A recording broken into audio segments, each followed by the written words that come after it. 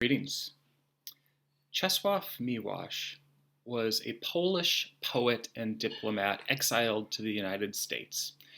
And while he was a professor at UC Berkeley in 1968, he wrote a kind of reflective essay/poem called Ars Poetica, which says in part, "And yet the world is different from what it seems to be, and we are other than how we see ourselves in our ravings.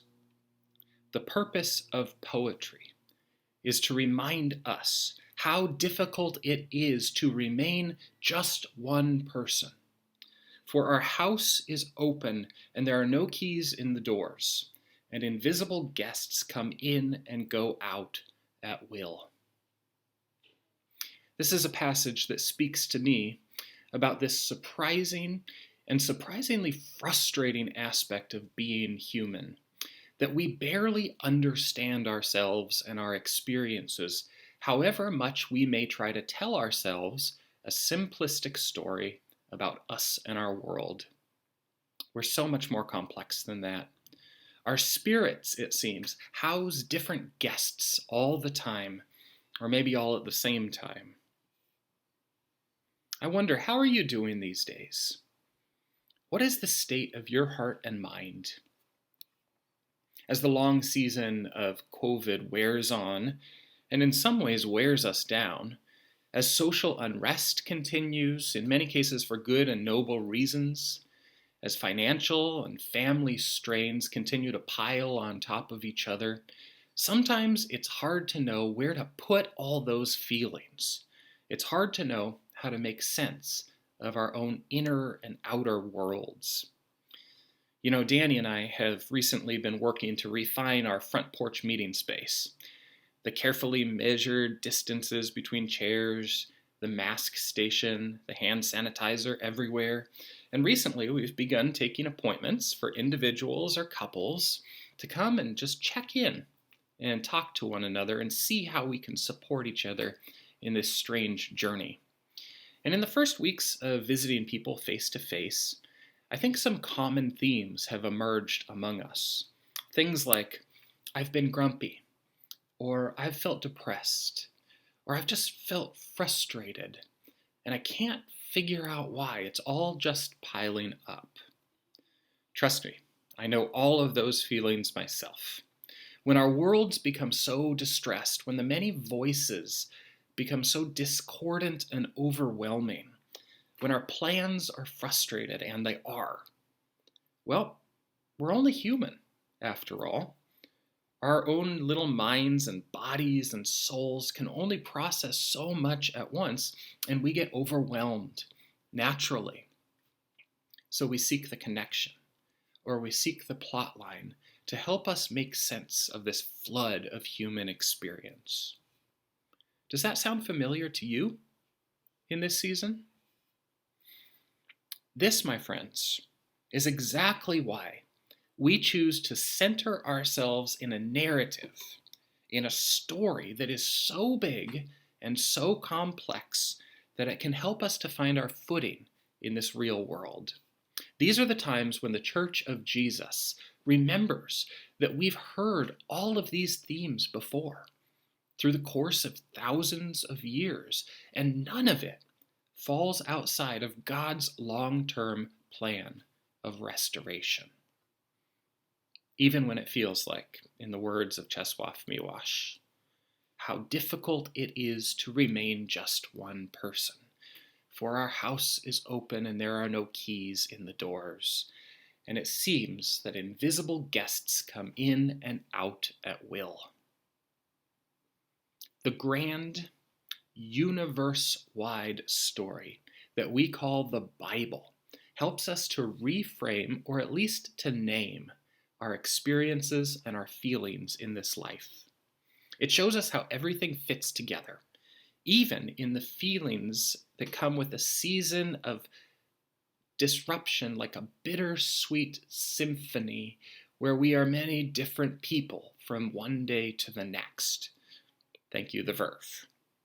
Even when it feels like uninvited guests are moving in and out of our spirits without our permission.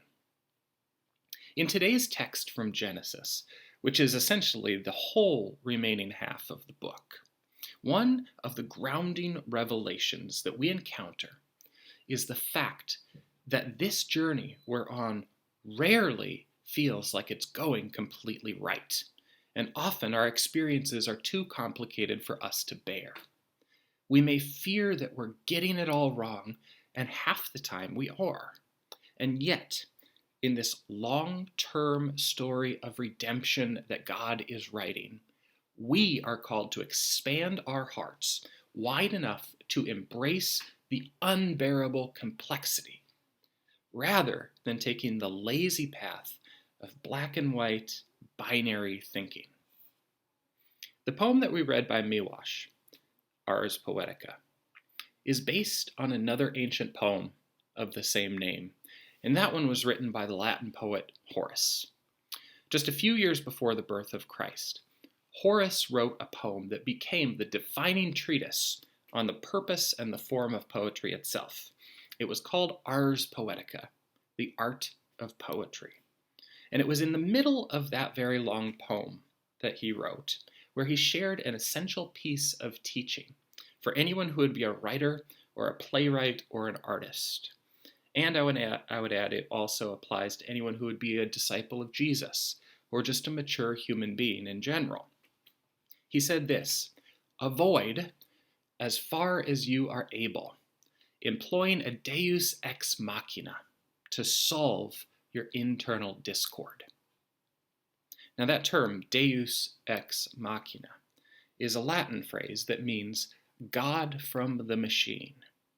And it was actually a well-known device in ancient Greek theater. When the plot of a play became so tangled up, so difficult to resolve, even for the playwright himself, a godlike character would be literally lowered onto the stage physically using a machine, kind of like a crane, and this godlike character would be able to automatically simplify the storyline by plucking away the pieces that couldn't make sense from a human perspective. So when the narrative of a play would get so twisted up that even the playwright didn't know what to do, poof, a Roman god descends from Mount Athens and eliminates some complicated piece of that puzzle of life that was being enacted on the stage. It's an oversimplification personified, deus ex machina. And it was not a particularly well-respected theatrical device, even though it was often very entertaining. Even in ancient times, this device for solving a problem was already being widely criticized. The Greek writer Antiphanes, who was writing 400 years before Jesus was born, said about these playwrights, when they don't know what to say, and they've completely given up on the play, just like a finger, they lift the machine and the spectators are satisfied. When the plot becomes too complicated to bear, the playwright, the poet, the average human being in their lives often reaches for the deus ex machina, or you could say, the mostly unbelievable oversimplification to try to make the problem disappear. And the thing is, it might satisfy the theater crowd for a moment. And truly, in our current social environment, it seems like millions of external virtual spectators, they really do cheer for the simplicity bombs that are dropped on the stage. But somewhere, deep down, I have to believe that that little art critic who lives inside each one of us keeps whispering the discomforting word. You know it's not that easy, right? This isn't deep storytelling. You're meant for something more beautiful, more rich. So, how do we avoid the Twitter-style easy answers in a world of complexity that we can hardly bear? Is there a deeper way to live in this uncomfortable place? As the playwrights, and the actors on our own little stage of life, I'd suggest that we take our cues from a narrative that's bigger than our own, a play that has been written from a higher perspective than we could ever reach on our own. I'd suggest that we humbly submit ourselves to a drama that we didn't write, but it's one in which we've been given a good speaking part. I would suggest that you imagine yourself as a messed up, desert wandering descendant of Mother Sarah and Father Abraham. The location is ancient Palestine. The scene opens with a family dispute. Jacob and his brother Esau, they don't trust each other. They haven't for years. They've both been deeply wounded by some really unbalanced parental relationships. And now it seems that they are perpetually playing each other, speaking half-truths, pridefully spinning their own stories about reality. Jacob, in particular, has been told by God that he is a part of the story of restoration that God is writing for the entire earth, and he's told to trust that plan. But Jacob just keeps acting in ways that work against life, against the flourishing that God desires in the real world. And then one mysterious night, in the wilderness, just after he's lied to his brother once again, woven another tangled web, a remarkable thing happens, as recounted in chapter 32. The same night, he got up and took his 2 wives, his 2 maids, and his 11 children, and crossed the ford of the Jabbok. He took them and sent them across the stream, and likewise everything he had. Jacob was left alone, and a mysterious man wrestled with him until daybreak. When the man saw that he did not prevail against Jacob, he struck him on the hip socket, and Jacob's hip was put out of joint as he wrestled. Then he said, "Let me go, for the day is breaking." But Jacob said, "I will not let you go until you bless me." So the man said to him, "What is your name?" And he said, "Jacob." Then the man said, "You shall no longer be called Jacob, but Israel, for you have wrestled with God and with human beings, and have prevailed." Then Jacob asked him, "Please tell me your name." But he said, "Why is it that you ask my name?" And there he blessed him. So Jacob called the place Peniel, which means the face of God, saying, "I have seen God face to face, and yet my life is preserved." The sun rose upon him as he passed Penuel, limping because of his hip. From this moment on, in the drama, all of God's chosen people, all of God's earthly partners in the work of redemption, go by a new name, Israel, which means simply the one who wrestles with God. What a plot twist. But it's not a plot twist in a deus ex machina kind of way, because instead of making the story simpler or unnaturally resolving the tension that was there enters into the narrative a fundamental expectation that these characters who are called chosen, these characters that God will partner with until the world is restored, these characters will be broken and limping people, duplicitous, half-hearted, and we will go by a new name, Israel, wrestles with God. A smarmy bunch we are. But it's an explicit naming. It's a naming of the utter complexity of this team that God has chosen. It's a divine embrace of the fact that our spirits and our convictions are always subject to a roller coaster of mortal experience. And sometimes we are our best selves, and sometimes we're our worst selves. And even so, we are claimed. We've been named. And we've seen the face of God, Peniel, the face of the one who will not let us go until all has been accomplished. What a revelation. What an identity we bear.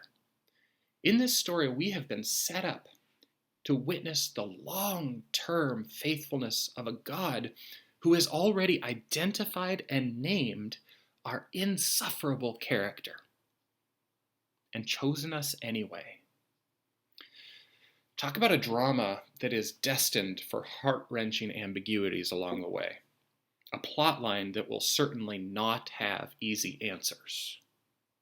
But oh my goodness, talk about a drama that resembles the real world. Now, as if to emphasize this point and this name, the remaining chapters of Genesis are all about the family of Jacob after he was called Israel. The deception between family members, the rape and murder of innocents, generations of strife, internal conflict, Jacob's sons ultimately selling their own sibling to Egyptian traders as a slave. The chosen people live up to their name, a distasteful bunch.